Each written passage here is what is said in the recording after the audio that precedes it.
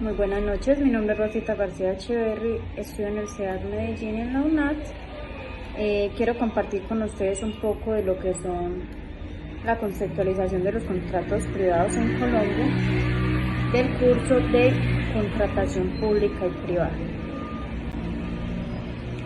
El contrato civil es un acto o convenio por el cual una parte se obliga para con otra a dar, hacer o no hacer alguna cosa. Cada parte puede ser de una o de muchas personas. Algunos ejemplos del contrato de arrendamiento son nominados, referencia a todos los contratos que aparecen en el Código Civil, los cuales están conformados por unilateral o bilateral, gratuito u oneroso, principal o accesorio, conmutativo o aleatorio, real o solemne, consensual, unilateral o bilateral. Innominados son aquellos que no figuran expresamente en ninguna ley, pero que por contener los elementos generales de cualquier contrato surte efecto entre las partes que lo suscriben. Contrato comercial. Se refiere a un acuerdo legal entre dos o más partes mediante la cual estas se comprometen a realizar o a no realizar ciertas cosas. Aplica en el ámbito empresarial. Algunos ejemplos de contrato distribuido son contrato de adhesión, contrato unilateral, contrato bilateral, contrato sin causa, contrato a precio fijo, contrato por administración, entre otros. Contrato laboral.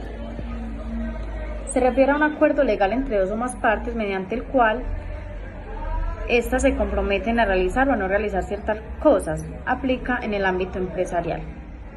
Este contrato suele ser más rígido y protege a los trabajadores.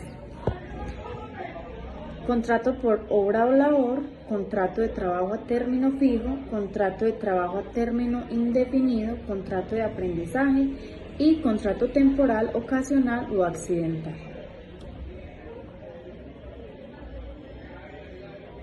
Los dejo con mi compañera Valentina. Ella les va a hablar un poco sobre las consecuencias que se producen por los incumplimientos de los contratos privados. Muchas gracias. Consecuencias que se producen por el incumplimiento de los contratos privados. Aquí es importante resaltar que al incumplir un contrato privado se puede estar atacando directamente los derechos de la otra parte implicada, el lucro cesante o el daño emergente. Las partes pueden buscar una indemnización monetaria por daños y perjuicios como reparación por el incumplimiento del contrato. Las partes podrían también buscar la rescisión del contrato y la recuperación de los recursos entregados.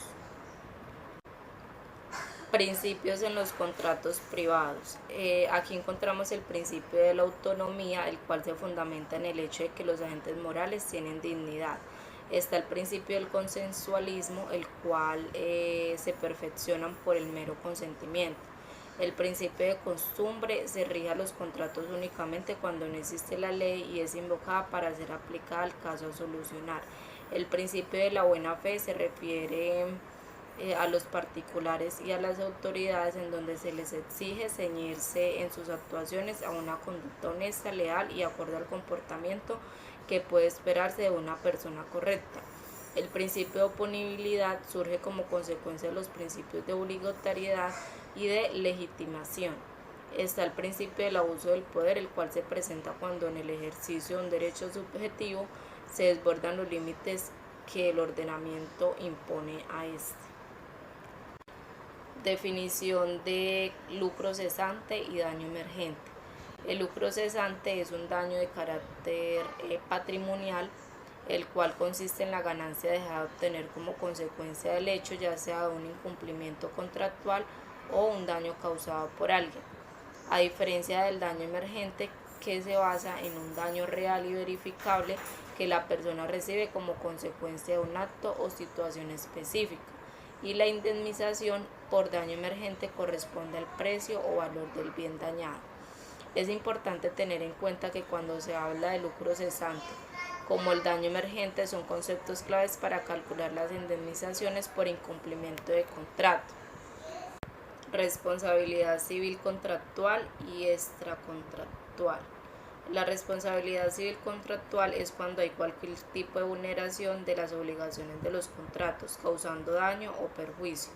La responsabilidad civil extracontractual es el deber de reparar los daños y perjuicios que recae sobre la persona que por acción u omisión causa daño a otro.